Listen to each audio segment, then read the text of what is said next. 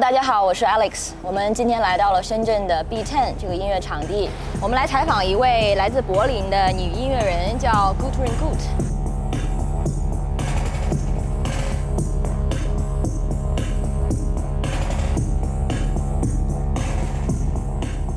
她呢是德国第一支全女子乐队的成员，那个乐队叫 Mania D。后来她又成立了另外一支全女子乐队，叫 Malaria。后来她做了自己的音乐厂牌，签的也主要都是女性音乐人。而且她从一开始作为一个摇滚人，后来又成为一位电子音乐人。所以我们今天想来聊聊柏林这一整段从80年代到现在的历史，还有她自己的音乐。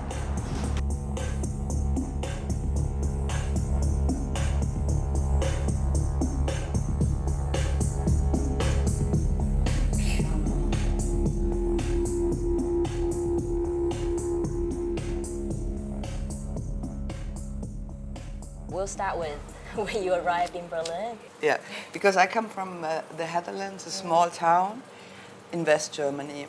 And West Germany is very controlled, kind of. It's really, everybody knows and looks what the neighbor is doing, and it's all kind of really kind of square ahead.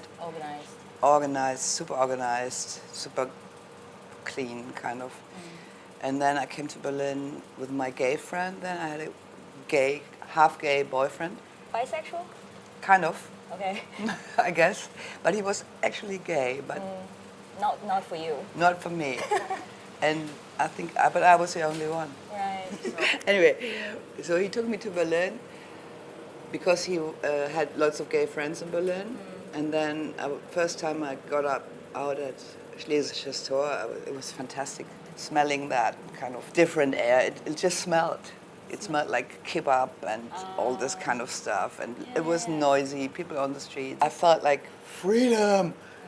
I want to go here, so I placed a university in. Just a lot of students, very political, very big feminist movement, big political discussions about like who is doing the dishes, like, you know, the gender kind of in the household, you know, free sex and all this kind of stuff. It was all over the place. It was the 70s. Yeah, it was the 70s. It was a whole revolution of political awareness. Then punk came, and with punk I thought, let's do it, you know, we can do it ourselves. So you founded Mania D? No, first I was in a band called Dina Tespel. Yeah. That was me and Coca-Cola. I played bass and stylophone and then some boys. And then Beate asked me to join Mania D. And that was really cool. So how did it happen that you had this old girl punk band? Was it conscious? I felt comfortable with working with women, so it was just natural. Did you find it different from working with boys? I felt more freedom, Yeah. because in those days boys always like try to tell you what to do and stuff, and so we really experimented a lot, and it was nice. So with Mania D, I played at the beginning. I played the cork, I think, because Karin Luna was playing the drums, and then later on I played the drums, and Beate played bass, and Bettina played saxophone and so. You guys all did it intentionally to play something you're not trained for. It's called genius dilettante. That was the same philosophy? It's kind of a philosophy behind it. It still makes sense because I'm still a dilettante, kind of. It's very much do-it-yourself. It developed out of the punk movement, but it was post-punk a little. Yeah. But speaking of post-punk, did you like Joy Division at the time? Not really, because everybody wanted the Joy Division record. Yeah. And I thought, we have so many good records, why does everybody want Joy Division? So kind of, but it was cool. We played with New Order afterwards. When Mania D split up, me and Bettina started in Malaria. And one of the first gigs, I think, was with New Order in Brussels and Berlin. You played with a lot of famous people. Yeah, but they weren't so big then. Did you play with Nick Cave? Yeah, we played with Malaria. We did a lot of New York stuff. Like Lydia Lunch? You met Lydia Lunch, yeah. Susie and the band? Yeah, I was a big fan of Wir möchten uns selber nicht in irgendeine Schublade stecken. Wir machen die Musik, die ist ja was anderes im Mode ist. Und jetzt, obwohl jetzt gerade Joy Division so im Mode ist, spielen wir trotzdem nicht wie Joy Division. tell us what it was like after when the wall came down? Were you there? I was there, and I was really prepared to leave the city because the scene got really boring, the music scene. Right. How do you Really mean? dark and kind of druggy, Okay. over-drugged, and it was kind of, I don't know, nobody was supporting each other. It was kind of dead. So this is late 80s. Late 80s. But then the wall came down. Nobody expected that. I mean, we accepted the wall. Yeah. We accepted communism. We accepted the DDR. For us, it was like, huh? We were lefties, you know? Kind of. That was wild. I think every Berliner remembers that day. I was at home, saw it on TV, and I thought this can't be true. So I took my bike and went out. I went to some friends and said, hey, did you hear this? Yeah. And then we checked outside and we saw the Trubbies on the street. Right. So it was true. But did you start exploring, say, the clubs or the night spaces in East Sure, Berlin? sure. Yeah, we went, when we first went there, it was really dark. There were not many lights, and so it was really hard to find anything. But very fast, all these clubs opened. And then sometimes you had to crawl through a window and then another door, and then there was a club. Yeah, yeah. It was really wild because the clubs were not official, because nobody knew who they belonged to. So it was chaos. But the scene was already changing in the 90s from, so like no one was doing rock anymore. That's Like, right. It was everyone moved to yeah, techno. yeah. So how did you find it, this change of scene?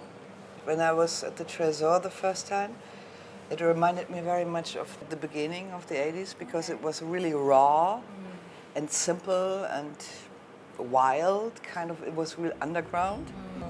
So the whole crowd was a new crowd. Yeah, nobody knew me. It was great. Okay. Yeah. So because in the 90s, nobody looked at the 80s. Okay. So Like no- it is always, you know, like yeah.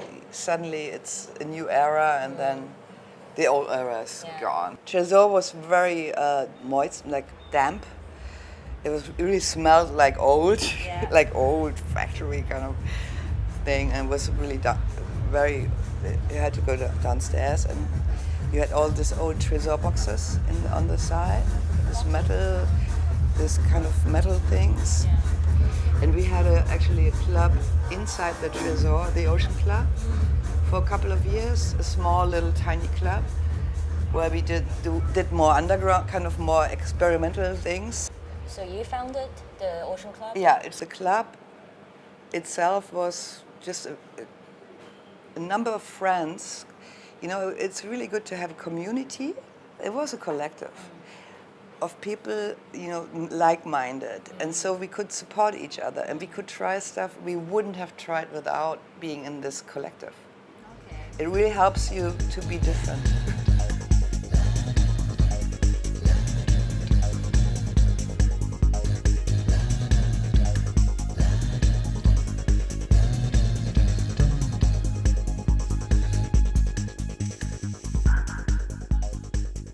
So that takes us to Monika Enterprise, which is your own record label.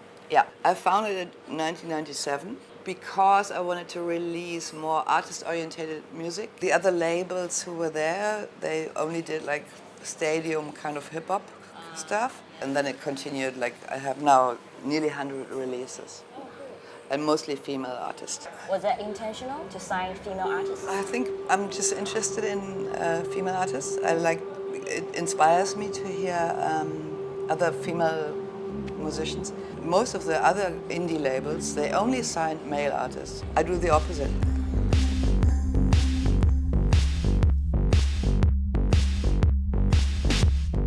Baby, I can drive my car. And you said you became a feminist, or you sort of claimed the label in 2000? I did an interview with a Missy magazine, a really nice journalist, and she asked me if I am a feminist, and I was really kind of, am I a feminist? Because it had such a bad kind of reputation. The word wasn't really the word you used. It was more like emancipated. You know, that was kind of the thing you said, I'm an emancipated woman. But not, feminist was kind of, suddenly it was there. Yeah. It was right. Yeah. You also developed all these lifelong friendships from your earlier years, right? You're still working with Beate? Yeah, we did an album project together with Myra Davis, and Beate and me shared the music. Like she did one side and half of the album, I did the other half. Yeah. And she's part of Monika Werkstatt as well. So I see her quite often recently. It's nice actually to have this kind of super old friends. How about you? Do you have any new work? Yeah, I just had an album release last December, Moment, and I'm going to play that tomorrow. I only play the new stuff, and I'm really happy with it. Yeah. I think it's really good, and got really good reviews too. Like so, yeah. Congratulations. Yeah, thanks.